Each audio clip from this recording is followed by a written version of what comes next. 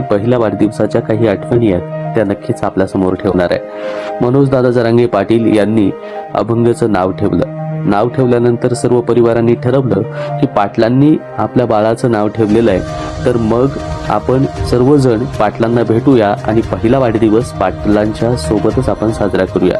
मग सर्व परिवाराला घेऊन आम्ही अंतरवाली सराठीकडे निघालो आणि सर्व परिवार आनंदात होता। रस्त्यामध्ये थांबलो, सोबत आणलेले डबे सोडले, जेवण केली, अंतरवालीत पोहोचलो आणि पोहोचल्यानंतर सर्वांनी पाटलांचा आशीर्वाद घेतला। आमच्या घरातला प्रत्येक व्यक्ती आनंदात होता, कारण पाटलांची भेट होणार आहे। पाटलांसोबत एवढी निवांत भेट पाटील ज्यावेळेस घरी आले होते अभंगाचं नाव ठेवायला त्यावेळेस सुद्धा झाले नव्हते, कारण घरामध्ये प्रचंड गर्दी झाली होती आणि त्यामुळे पाटलांसोबत बोलणंच कुटुंबियांचं राहिलं होतं। आज पाटलांसोबत निवांत भेट झाली, अभंगालाही पाटलांनी आशीर्वाद दिला।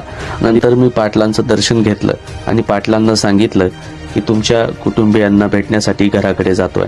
पाटलांच्या वडिलांना भेटलो, पाटलांच्या वडिलांचे आशीर्वाद घेतले। त्यानंतर आमचा सर्व परिवार पाटलांच्या परिवारासोबत गप्पा मारत होता आणि तेवढ्यातच अभंग आमच्या ताईच्या मांडीवरती खेळायला लागला। अर्थातच आदरणीय मनोज दादा जरांगे पाटील यांच्या पत्नी यांच्या मांडीवरती अभंग खेळायला लागला होता। अभंग खेळताना पाहून त्यांच्या चेहऱ्यावरती सुद्धा आनंद पाहायला मिळाला आणि पाटलांचे चिरंजीव शिवराज दादा यांनी सुद्धा अभंगाला वाढदिवसाच्या शुभेच्छा दिल्या।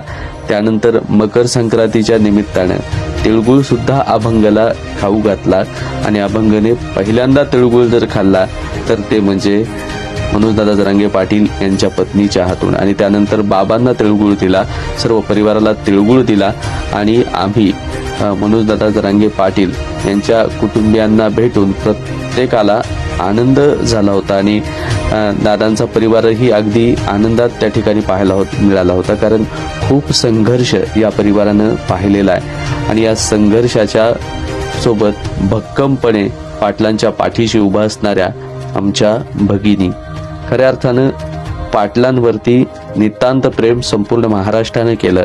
पण ज्यावेळेस उपोषण काळामध्ये दुःख वेदना प्रत्येक समाजाला प्रत्येकाला होत होत्या, पण या परिवारानेही खूप कष्ट झेललेली आहेत। या परिवाराच्या कष्टाला सलाम आहे। तुम्ही हा व्हिडिओ कुठून Guys, please subscribe my YouTube channel linked in profile.